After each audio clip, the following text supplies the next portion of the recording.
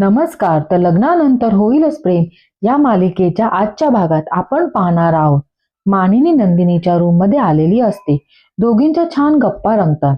तेव्हा ती नंदिनीला बोलते की माझी नेलपेंट काही सुकत नाही आहे, तर मला यांना पत्र लिहायचं आहे. तू मदत करशील का? नंदिनी बोलते की आई, पत्र अँड ऑल. मानिनी बोलते की ते एवढं सगळं करतात माझ्यासाठी, तर मला त्यांच्यासाठी एक पत्र लिहा असं वाटतं. आम्हा दोघांना असं वाटतं की नवरा बायकोने एकमेकांना अधूनमधून पत्र लिहायला हवं. तेव्हा ती नंदिनीला विचारते की तुला जीवाने कधी पत्र लिहिलं आहे का? नंदिनी उदास होऊन तिला मागचं क्षण आठवतं. मानिनी विचारते की नंदिनी, तुला आहे ना वेळ पत्र लिहायला? तेव्हा नंदिनी बोलते की हो हो, मी लगेच नोटपॅड घेऊन येते. तर दुसरीकडे आपण पाहतो की विक्रम काव्याला आणि जीवाला फ्रेंडशिप बँड बांधायला सांगतो. तेव्हा विक्रम बोलतो की घ्या ना ब्रँड, एकमेकांना काय बघताय, चला चला बांधा. तेव्हा दोघे जण विचार करतात. इतक्यात विक्रमला फोन येतो आणि तो तिथून निघून जातो. जीवा बोलतो की बाबांनी सांगितलं म्हणून बांधावं लागणार. काव्या बोलते की एक मिनिट, मी सुद्धा विक्रम काकांनी सांगितलं म्हणून हा फ्रेंडशिप बँड बांधायला पुढे आले.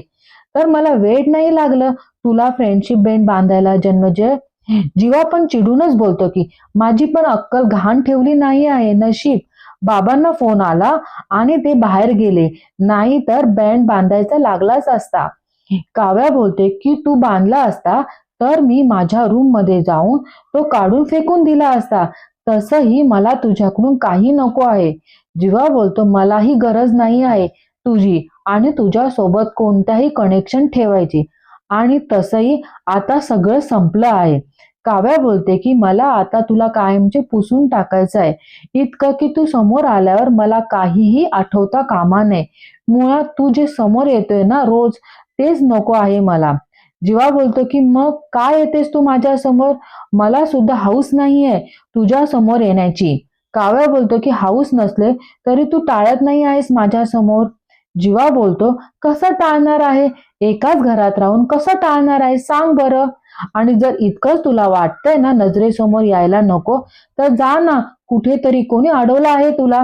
काव्या चिडूनच बोलते जाणार आहे मी आता, फक्त 6. आणि बोलायचं थांबते. जीवा तिला विचारतो की 6 काय?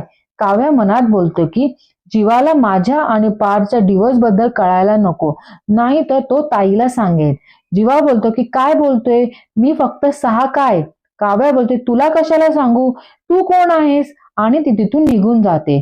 तर दुसरीकडे नंदिनी पत्र लिहिते. मानिनी बोलते की युअर्स लव्हिंगली मानिनी.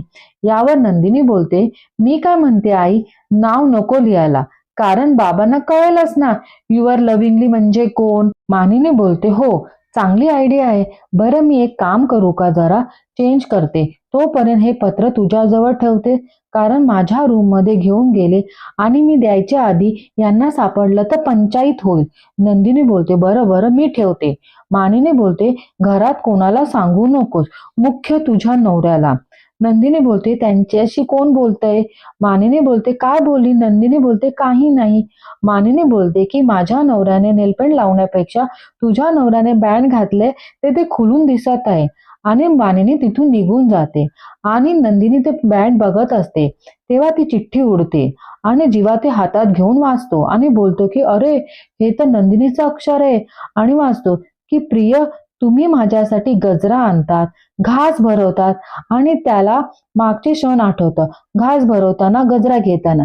आणि तो गालातल्या गालात हसतो आणि तो पुढे वाचतो की पण मला जे एफर्ट्स घेतात ते जास्त आवडतात. मी रुसली, चिडले तर सॉरी म्हणायला जी धडपड करतात ती खूप क्यूट वाटते.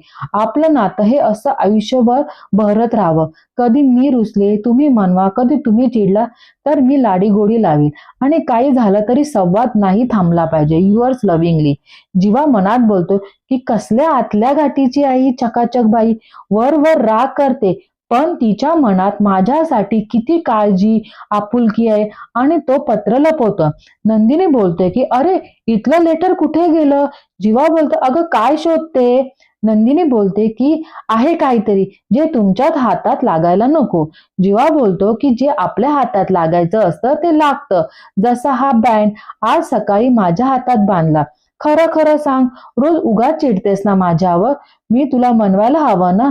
नंदिनी चिडूनच बोलते की अजिबात नाही. उगाच गोड गैरसमज ठेवू नका हा तुम्ही. जीवा बोलतो की काय काही ऍक्टर आहेस का? ऍक्टिंग किती मस्त करते, म्हणजे तोंडावर माझ्याशी भान भान भांडते आणि एकीकडे आणि दुसरीकडे म्हणते की संवाद बंद होता कामा नये. नंदिनी बोलते मी असं कधी बोलले? जीवा बोलतो की बोलली नाहीस पण लिहिलं असशील. नंदिनी बोलते की मी असं काहीही लिहिलेलं नाही आहे. जीवा बोलतो की बघ बघ जरा नीट आठवून बघ. मनातलं कदाचित सगळं व्यक्त झाली असशी लिहून. नंदिनी बोलते की मी असं काहीही लिहिलेलं नाही आहे आणि जर काही मी बोलायचं असेल तर मी स्पष्टच बोलेल ना. जीवा बोलतो की काय लबाड कोल्ह्यासारखी आहेस ग तू? काय म्हणजे तोंडावर भांडतेस, मनात किती काय काय साठवून ठेवते. नंदिनी बोलते की एक मिनिट, मी काही मनात साठवून ठेवलेलं नाही आहे. अरे काय बोलताय तुम्ही? तुमच्यासाठी मी काहीही लिहिलेलं नाही आहे. जीवा बोलतो हो. नंदिनी बोलते हो. जीवा हसून बोलतो नक्की बघ, हे पत्र कोणी लिहिलं? नंदिनी बोलते की एक मिनिट एक मिनिट, हे पत्र तुम्हाला कसं मिळालं आणि तुम्ही हे वाचलं का आहे? जीवा बोलतो की अगं असं काय करते, माझ्यासाठी लिहिलं होतं ना. नंदिनी बोलते की हे पत्र मी तुमच्यासाठी नाही लिहिलं, हे बाबांसाठी लिहिलंय. जीवा आश्चर्यानेच बोलते की काय, हे पत्र तू बाबांसाठी लिहिलं? चल कसं शक्य आहे? आणि बाबांनी कधी तुला गजरा दिला? नंदिनी बोलते की तुमचा वरचा मजला रिकामा आहे का? जीवा बोलतो म्हणजे? नंदिनी बोलते की हे पत्र मी बाबांसाठी आईच्या वतीने लिहिलं आहे. जीवा बोलतो की चल चल, उगाच आता सावरासावर करू नको. तुझ्या मनात माझ्यासाठी काय विचार आहे हे कळलं मला आता. नंदिनी बोलते तुमच्याबद्दल जे काही वाटतं ऑलरेडी तुम्हाला मी बोलून दाखवलं आहे. त्यासाठी पत्र लिहायची गरज नाही आहे मला. ऐका जरा, आईने नेलपेंट लावलं होतं, ते ओलं होतं. त्या म्हणाल्या की मला पत्र लिहून दे. ते मी लिहिलं आणि ते उडून नेमकं तुम्हाला मिळालं. जीवा बोलतो की असं झालं होय. तर दुसरीकडे काव्या रेडी होत असते तेव्हा तिथे नंदिनी येते. नंदिनी बोलते की वाव किती छान दिसते माझी बहीण. तेव्हा काव्याही बोलते तूही खूप छान दिसते. नंदिनी काव्याला बोलते की लग्नाआधी किती खेळीमेळीने राहायची, लग्न अगोदर सगळं शेअर करायची, लग्न करून या घरात काय आलं तर जुन्या बहिणी मागेच पडल्या ग. इतकं काय बदललं असेल आपल्या नात्यात? काव्या उदास होऊन बोलते की अगं ताई, आपलं अख्खं आयुष्य 360 डिग्री बदललं आहे. नात्याचं काय घेऊन बसली आहे? काव्या बोलते की असो, काय हे उगाच सेंटी होतोय? दोघी आजचा दिवस सेंटी होण्याचा नाहीये, आजचा दिवस सेलिब्रेशनचा आहे. नंदिनी बोलते हो ना, तरी सुद्धा अजून एक गोष्ट सेलिब्रेट केलेली नाही आहे आपण. काव्या बोलते कुठली?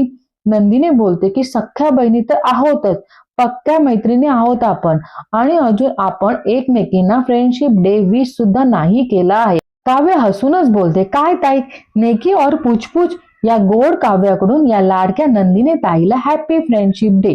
आणि दोघी गळ्यात भेटतात आणि दोघी फ्रेंडशिप बँड बांधतात.